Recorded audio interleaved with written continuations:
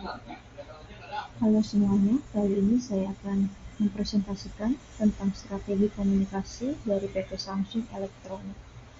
Presentasi ini dalam rangka untuk sebagai persyaratan penilaian ujian akhir semester di mata kuliah Strategi Komunikasi Universitas Cyber Asia.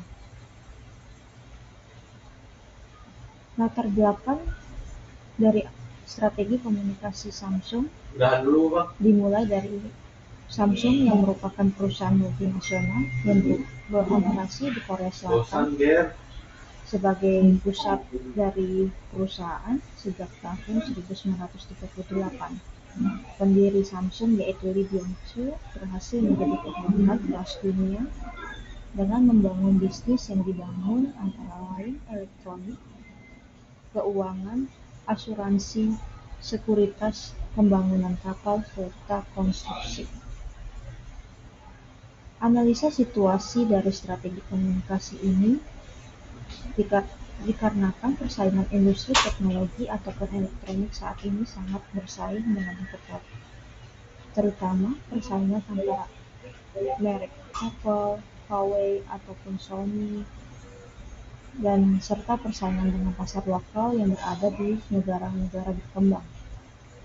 Hal ini menjadikan Samsung harus memikirkan cara untuk tidak tertinggal dalam industri tersebut. Perencanaan dalam sumber komunikasi yang dimiliki oleh Samsung Electronics.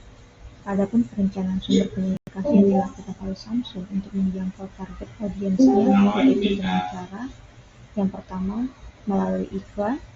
Samsung menggunakan media iklan di TV, radio, media massa seperti koran atau majalah, dan sekarang merambah ke media sosial sebagai iklan di YouTube. Yang kedua, hubungan masyarakat. Samsung juga bekerja sama dengan public figure atau artis seperti boy group asal Korea Selatan BTS setiap launching seri flagship terbaru dari handphone Samsung. Yang ketiga, pemasaran digital. Samsung juga melakukan pemasaran digital melalui TikTok, Instagram, yang saat ini menjadi platform yang paling sering diakses oleh masyarakat di dunia. Target sasaran strategi komunikasi. Target sasaran strategi komunikasi yang digunakan Samsung yaitu konsumen di seluruh dunia dengan membuat produk-produk elektronik sesuai dengan segmentasi pasar yang beraneka ragam di dunia. Samsung selalu membuat produk yang sesuai dengan daya beli konsumen. Contoh saja, tipe handphone Samsung yang beraneka ragam, mulai dari low price, middle price, hingga flagship smartphone-nya. Selanjutnya, untuk pesan strategi komunikasi Samsung. Strategi komunikasi yang dimiliki oleh Samsung, pesan utamanya adalah produk yang inovatif, berkualitas tinggi, dan memenuhi gaya konsumen. Serta Samsung juga menekankan nilai dan fungsi pada produk yang diproduksi.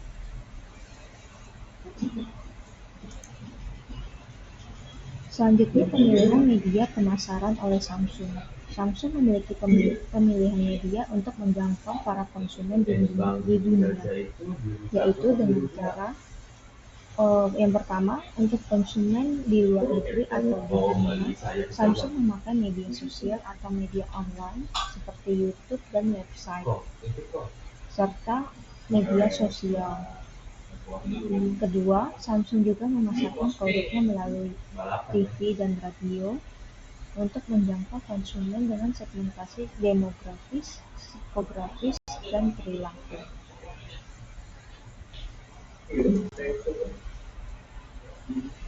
Hambatan-hambatan yang terjadi dalam komunikasi di Samsung yaitu adanya persaingan pasar, adanya banyak persaingan dengan merek lain yang menarik perhatian konsumen, dan perbedaan budaya. Samsung juga perlu menyesuaikan perbedaan budaya dari setiap negara untuk memenuhi kebutuhan konsumennya. Yang terakhir, ada bahasa. Setiap produk Samsung harus memiliki terjemahan bahasa di setiap kawasan negara. Untuk mengatasi hambatan komunikasi tersebut, strategi yang dibutuhkan oleh Samsung ini yaitu membuat iklan yang menarik perhatian konsumen, iklan yang menonjol dan berbeda dari para pesaingnya, lalu melakukan riset pasar untuk memenuhi kebutuhan konsumen yang berbeda negara, terutama untuk segmentasi konsumen yang berbeda-beda.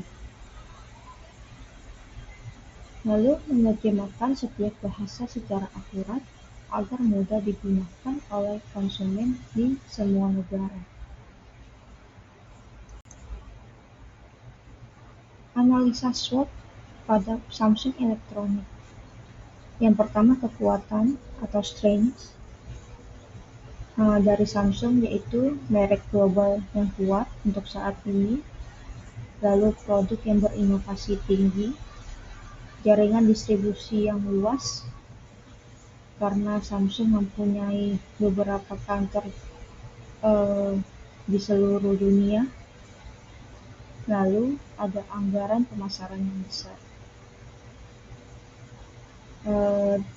Di kelemahannya, Samsung memiliki harga produk yang relatif tinggi, lalu produk yang kurang ramah lingkungan, dan terlalu fokus pada produk smartphone atau handphone.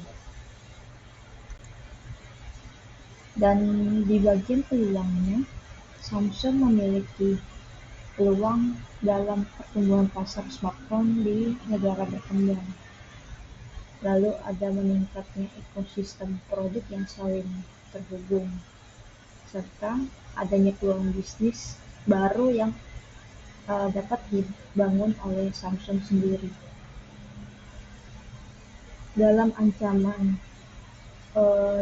analisa ancaman SWOT ini, Samsung memiliki persaingan ketat antara berbagai merek smartphone seperti Apple, Huawei, Xiaomi, dan lain-lain, serta adanya fluktuasi nilai tukar mata uang karena Samsung dijual secara global di berbagai negara, dan adanya krisis ekonomi global yang semakin mengancam di dunia.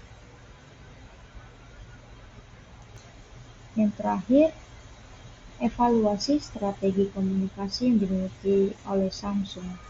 Strategi komunikasi Samsung mendekati sempurna dengan terwujudnya Samsung menjadi merek elektronik yang paling populer di dunia.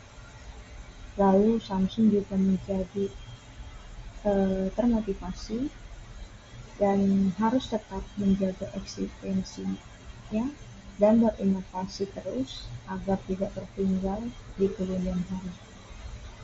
Demikian presentasi singkat saya mengenai strategi komunikasi dari PT Samsung Elektronik. Terima kasih.